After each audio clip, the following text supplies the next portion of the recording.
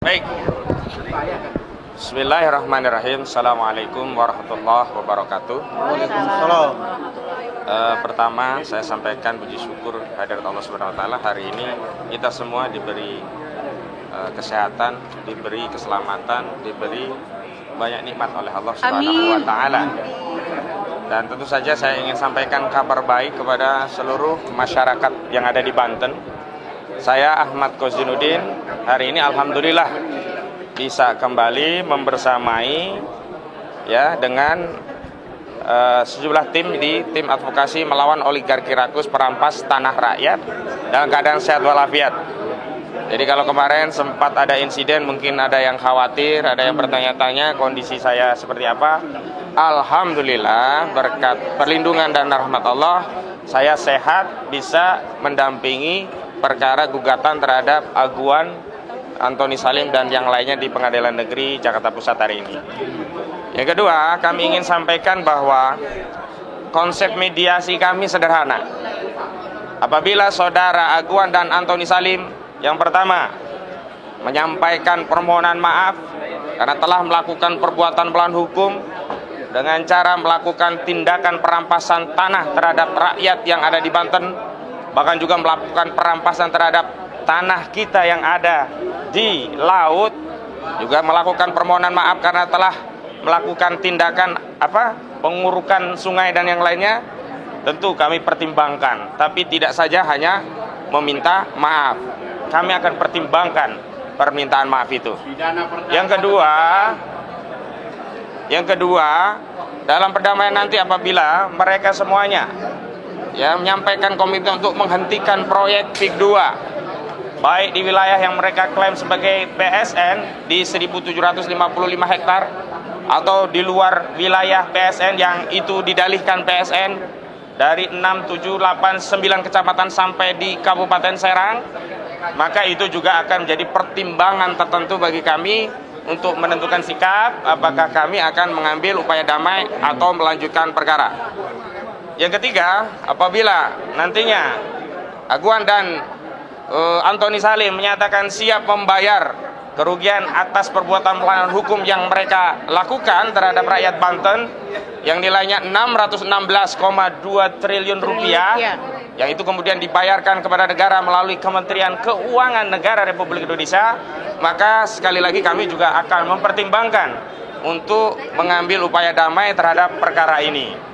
Dan selanjutnya yang paling penting adalah apabila ada pelanggaran hukum terhadap kasus ini, maka proses penyelesaian perdata ini tidak menghalangi atau menghentikan proses pidana baik yang hari ini sedang ditangani oleh Kejaksaan Agung Republik Indonesia berupa dugaan tindak pidana korupsi sebagaimana diatur di Undang-Undang 31 1999. Juga terakhir, alhamdulillah Bareskrim Mabes Polri katanya, sekali lagi baru katanya, karena sampai hari ini belum ada satupun orang yang ditetapkan tersangka baik terhadap kasus pagar laut juga terhadap kasus sertifikat di laut.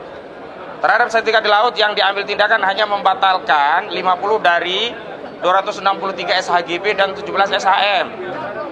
Kita mempertanyakan sisanya di mana, apakah mau diselamatkan?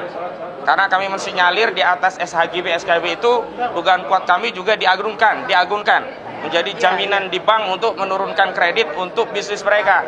Ini kita dikerjai luar biasa ini. Jangan-jangan penyelamatan sertifikat itu dilakukan karena sertifikatnya memang sedang menjadi jaminan di bank, sehingga tidak bisa serta-merta dibatalkan.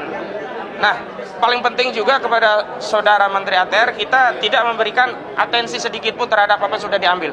Saya pikir itu sesuatu yang luar biasa kemajuan.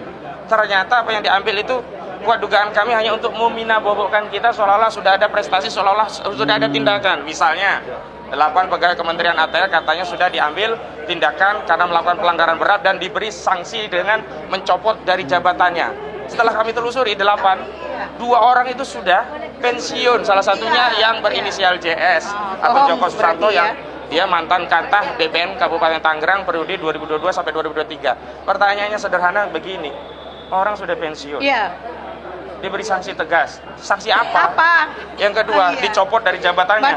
Jabatan apa? kemarin sempat nanya, apa nggak boleh keluar dari rumah? Iya. Apa nggak boleh ngomong cucu lagi? Saya ledekin, paling nggak boleh kawin lagi. Iya. Ya, sanksinya itu paling gitu. Jadi artinya ada permainan ya di BPN ini harus dibongkar semuanya. Kenapa? Sekali lagi, kalaupun sudah ada sanksi yang bersifat administratif, baik pemberian sanksi pelanggaran berat bahkan sampai dicopot jabatannya, dan tidak ada loh satupun yang dipecat dari status ASN. Ada kebohongan lagi. Jadi kalau memang tegas berat harusnya dipecat, bukan hanya dicopot dari jabatannya. Nah, ini permainan lagi begitu ya. Jadi proses pengambilan sanksi administratif tidak menghalangi atau menghapus tanggung jawab pidana. Jadi penyidik kepolisian negara Republik Indonesia harus memproses karena dugaan kuat ada ya di sana tindak pidana pemalsuan dokumen sebagaimana diatur dalam 263 KUHP. Ingat, KUHP masih berlaku karena KUHP baru berlaku nanti 2016. Ya, pakai KUHP lama 263 masih berlaku. Itu pemalsuan dokumen, terakhir terbitnya sertifikat hak guna bangunan dan juga sertifikat hak milik di atas laut. Yang kedua, pasal 266 KUHP ya, memasukkan keterangan palsu pada dokumen otentik, yang ini juga tindak pidana kejahatan. Jadi kejahatan-kejahatan ini jangan ditutup dengan sanksi yang katanya tegas, berat, dicopot dari jabatannya, padahal ternyata pensiun. Ternyihil nih, jadi harus diproses. Dan ingat, pidana terkait sertifikat ini tidak hanya di Desa Kohot, Kecamatan Paku Haji, Kabupaten Tangerang. Desa yang ada di Tangerang, seluruh desa yang ada wilayah pantai dan lautnya di Tangerang harus diproses secara hukum. Pada hari apa ya? Pada beberapa waktu lalu kami sudah datang ke Kejaksaan Agung menyampaikan informasi tentang adanya proses permulaan untuk sertifikasi laut di wilayah Kecamatan Kronjo. Di desa Kronjo, karena ada sejumlah warga namanya dicatut ada 17. Nah, itu harus diperiksa karena warga tadi mengaku tidak pernah punya lahan, apalagi lahannya di laut yang katanya didalihkan sebagai apa? Sebagai tempatnya dulu adalah tambak dan budidaya laut lainnya. Ini yang harus diperiksa. Selanjutnya, jangan sampai masalah sertifikat dan pagar laut ini ya mengabaikan kita pada kezaliman yang terjadi di daratan. Di daratan nih, Agung Sedayu ini, Aguan ini melalui Ali Hanafi Ahli Jaya ini luar biasa zolimnya.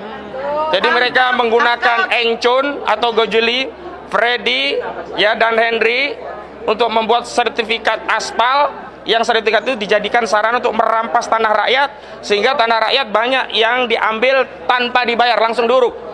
Ya, kami sudah mewawancara dan mengambil dokumen korban-korban sebagiannya dan terus akan mengumpulkan dokumen lainnya. Dan kepada seluruh rakyat yang menjadi korban kezaliman Aguan dan Ali Hanafi Ahli Jaya ini, tolong sampaikan kepada kami akan memfasilitasi karena perjuangan ini harus dilakukan bersama-sama.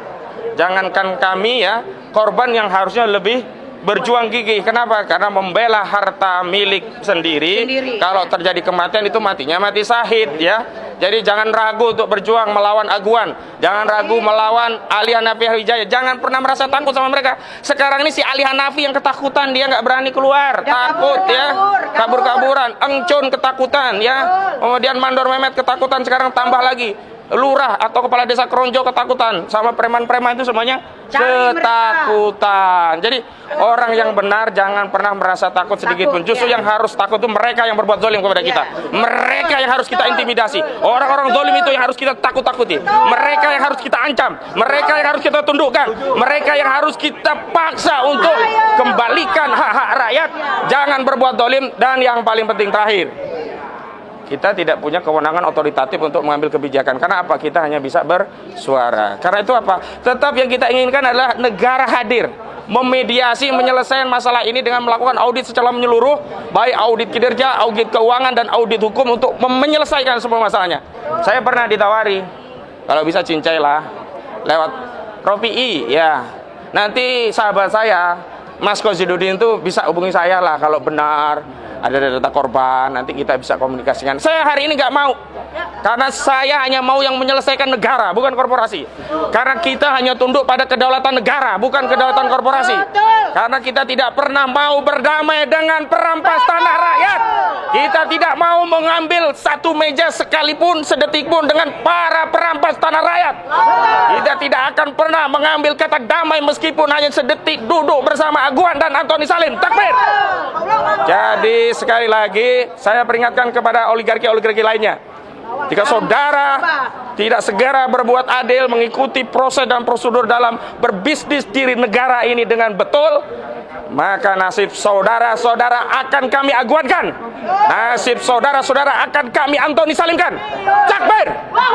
Assalamualaikum warahmatullahi wabarakatuh.